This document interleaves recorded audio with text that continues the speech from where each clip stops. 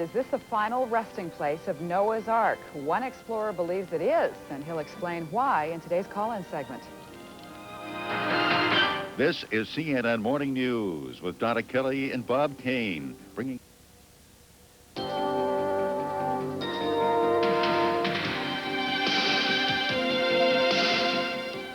An amateur explorer trying to unravel an ancient mystery found trouble, if not his prize. Ronald Wyatt and 4 colleagues ventured into eastern Turkey in search of Noah's Ark, but they were abducted by Kurdish rebels and held for 3 weeks. They were finally released, and Wyatt returned home to Dallas last week. Wyatt says he found the final resting place of the famed Ark, and he joins us today to tell us about his quest. Mr. Wyatt, welcome to you. Thanks for joining us. Thanks, Donna. Let's talk about when you were taken first. What happened?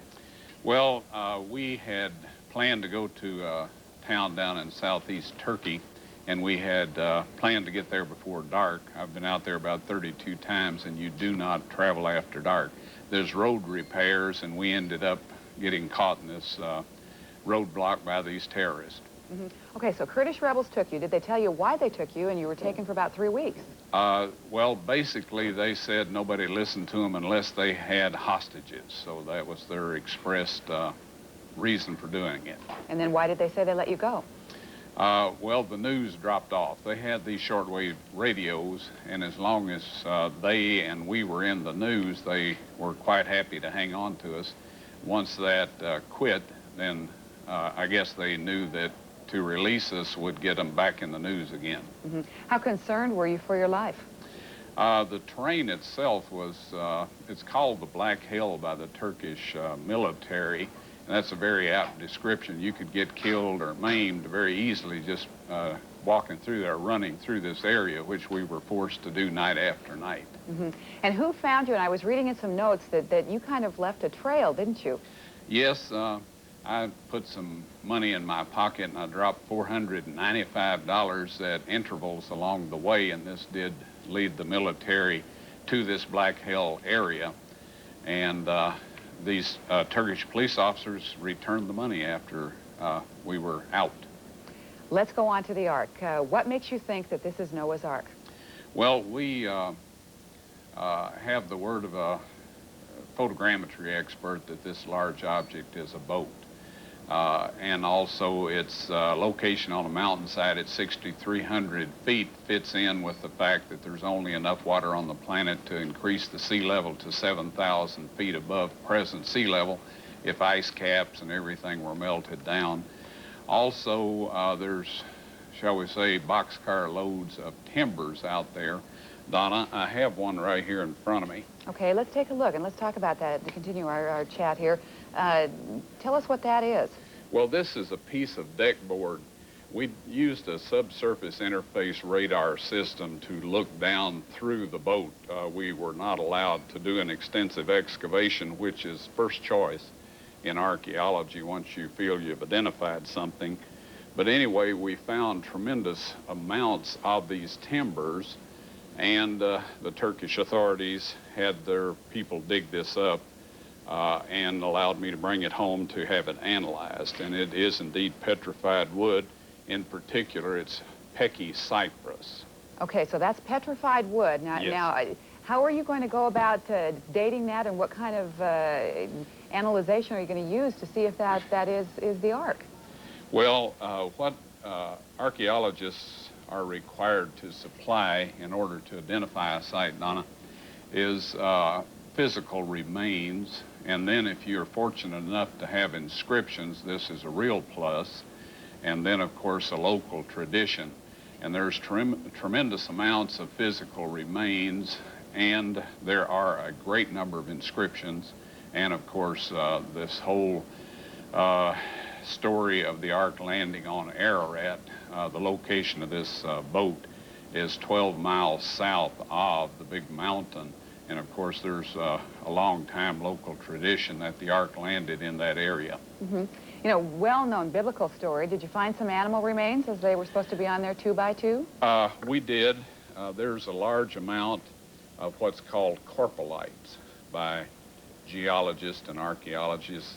These are animal droppings that have fossilized. We also found a fossilized antler. Now, the possibility has been brought up that this might be a barn or some other type structure. Antlers are associated with non-domesticated animals. And of course, this tells us that at least one undomesticated animal was on this boat at some point in time. Mm-hmm. And the corporal lights that are on there, of course, we can identify the animal by the shape and whatnot of the droppings. Now, we also found something, and I guess if I have a favorite object, it's this. This is a rivet, and it's quite a sophisticated riveting system. It's a washer about approximately 3.5 inches in diameter with a shaft that's a little over 1 inch in diameter, and it's been struck while it's hot, and this splays the end of the shaft out so it cannot slip back through this washer. Now, there are thousands of these on there. These are found in the radar scans. Mm-hmm. I need to go on for just a moment. Sure. I guess I don't need to tell you, of course, that you do have some critics. We had a story last Friday, Sure. And also a scientist at Los Alamos National Laboratory in New Mexico who analyzed the artifact says that there's no way that they are pieces of the Ark. And one of the critics in a report that we had on Friday says that he doesn't think that it's anything more than a rock formation and that perhaps you've been watching too many Indiana Jones movies. Well, I do like Indiana Jones movies. Now, the gentleman, since you didn't mention his name, I will just say that perhaps he didn't want his name mentioned.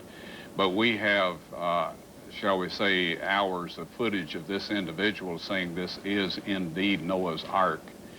Now, I have a little problem with somebody that says, yes, there's even intervaled metal readings on there.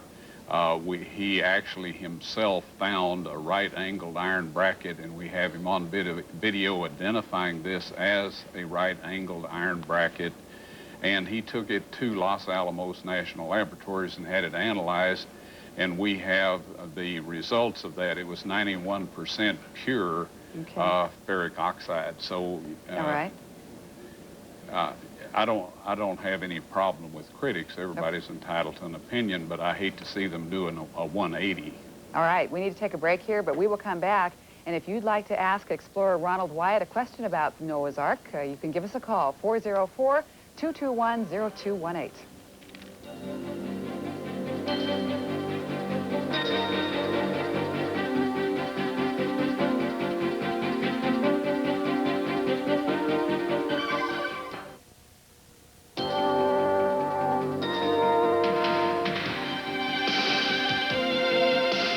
We are back with Ronald Wyatt. He is an explorer who claims to have found Noah's Ark, and we are ready for your calls. San Georgia, you're on the air first. Hi. Hi, Georgia. I was wondering, after such an incredible ordeal, are you going to make any plans to go back in the near future? Yes, ma'am. We have promises from the Turkish government that they will issue us the permit that we wanted. The only thing that's happened is since we wasted 21 days out in the woods out there in eastern Turkey, we're going to have to postpone what we were going to do until next summer. Okay, Connecticut, you're on the air. Hi. About 4 or 5 years ago, there was a documentary done also on the finding of a piece of wood from Noah's Ark on Mount Ararat, and it was carbon dated and said to have been authentic. Is this, what you have found, an extension of that since it had been lost and never found again? No, ma'am. This is totally different. The piece of wood you're referring to is a piece found by Ferdinand Navarra back in 1957. The place where he said it was carbon dating was checked with, and he had not had carbon dating. It appears from Turkish records in particular that in 1955 he and some people actually took this piece of wood up and put it in the ice crevasse. And the reason I say this on the air is we have affidavits to that effect. And so no, this is not. And an actual test done by the late Jim Irwin, the astronaut on Apollo 15, showed that particular piece of wood not to exceed 700 years in age. All right, we need to take a break here, but we'll come back with many more of your phone calls right after this. You stay with us.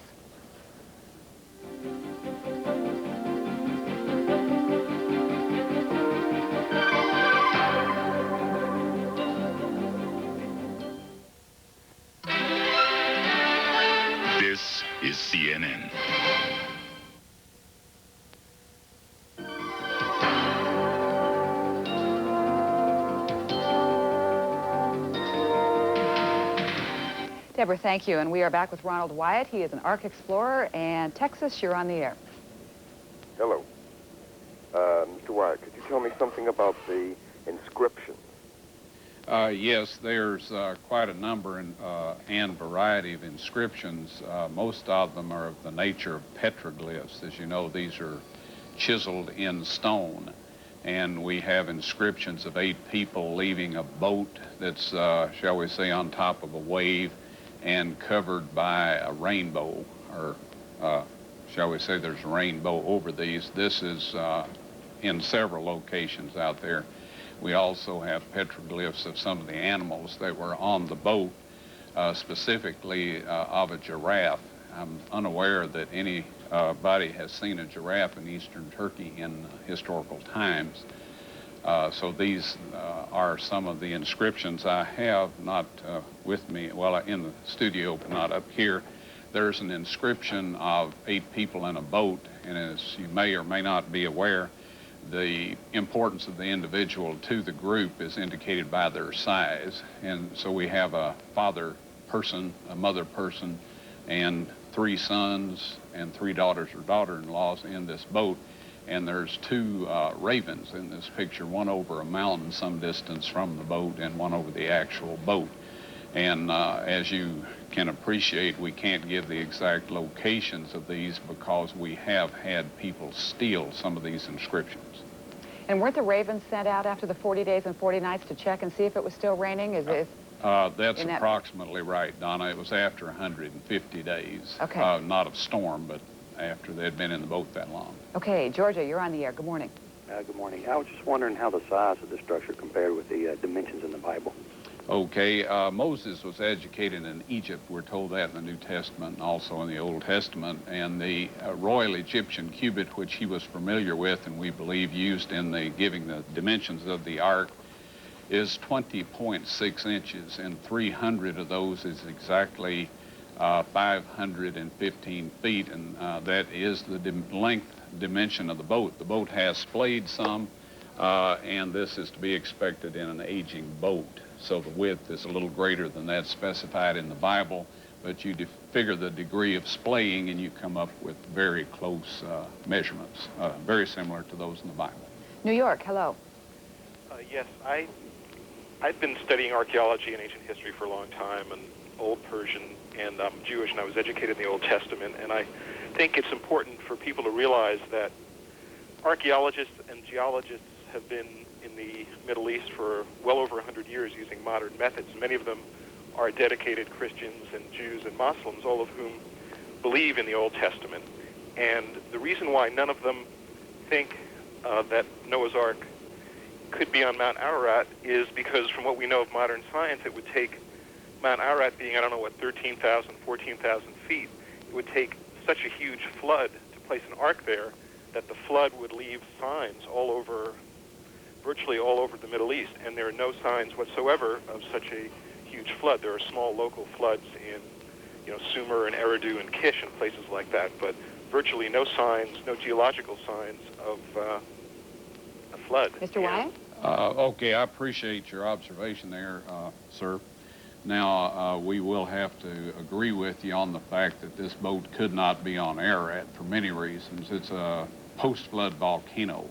There's glaciers with the associated glacier flow, and the Bible specifies that the Ark landed in mountains, plural, of Urartu, and that was quite a large empire out there.